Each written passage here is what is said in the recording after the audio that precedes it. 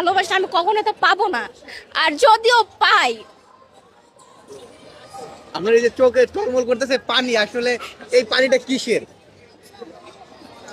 অনেক ও আমাকে অনেক লয়াল ছিল, ও অনেক কষ্ট পাবে আমি জানি, ওর অনেক কষ্ট হচ্ছে, ও যতটা কষ্ট পাচ্ছে আমিও তো ঠিক ততটাই কষ্ট পাবো। মুসলিম হয়ে হিন্দু ছেলের সাথে প্রায় 1 বছর সম্পর্ক চালিয়েছে এই নুসরাত। পূর্ণ টাইপের ভালোবাসা না, এটা হচ্ছে আমাদের অপূর্ণতা ভালোবাসা। কারণ এটা আমরা চাইলেও দুইজন এক হইতে পারতেছি না, কারণ এটা একটা সমাজের বিরুদ্ধে বা ইসলামের বিরুদ্ধে।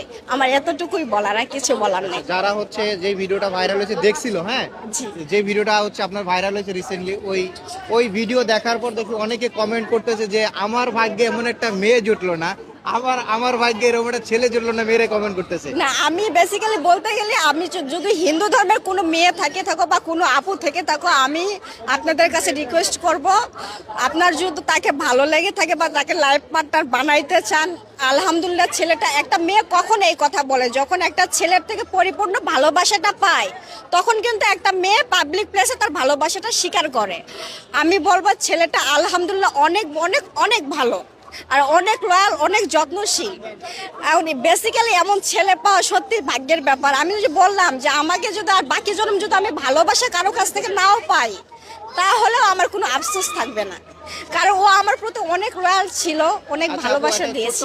প্রশ্ন করতে চাই জি, আপনাকে, বল। ছেলের নাম তো অন্তর ছিল নাকি? জি, জি, জি। অন্তর যদি ইসলাম ধর্মকে ভালোবেসে, হ্যাঁ, আপনার প্রতি সম্মান রেখে আসে আর কি, আপনি কি তাকে গ্রহণ করবেন? ভাইয়া এখানে হচ্ছে দুইটা সাবজেক্ট, যেহেতু আমি ওনার বাবাকে বাবা ডেকেছি, বাবার সম্মানটা কিন্তু অনেক।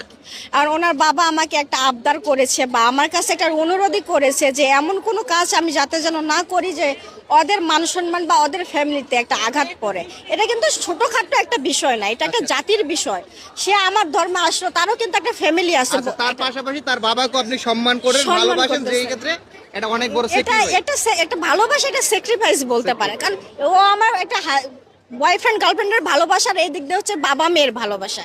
আমি চাইলে ওর বাবাকে এখনো ফোন দিতে পারে, আপনি জাস্ট ওর বাবার ভয়েসটা শুনবেন যে ওর বাবা আমাকে কেমন ভালোবেসে কথাটা বলে, তারপরে আমাকে এই অন্যায় কাজটা আমার করা উচিত হবে না। আপনি যে আমি ফোন দেবো একটা, না না না, থাক। না থাক। সেটাই বলতেছি। এখন তার বাবার কথা রাখতে গিয়ে এখন তাকে যদি আমি আমার করে নেই, সে কিন্তু তার একটা ফ্যামিলি, আমার জন্য তার ফ্যামিলির কাছ থেকে আলাদা হচ্ছে। শুধু একটা ফ্যামিলি না, তার একটা পুরা জাতির কাছ থেকে আলাদা হচ্ছে। ধরতে গেলে তাদেরকে একটা এক ঘরে করে দেওয়ার একটা সিস্টেমটা। আচ্ছা আচ্ছা। এখন আপনি কি চাচ্ছেন? এখন চাচ্ছি ও যেখানেই থাক, আমি দোয়া করি ভালো থাক, এটা ফ্রেন্ডশিপ সম্পর্ক থাক, যে ফোন দিলে হাই হ্যালো কথা এতটুকু। এই যে আপনার কণ্ঠটা, মানে কান্নার মতন একটা কণ্ঠ চলে আসতেছে, তার জন্য কতটা ভালোবাসা গলা দিয়ে কিন্তু বের হয়ে যাচ্ছে।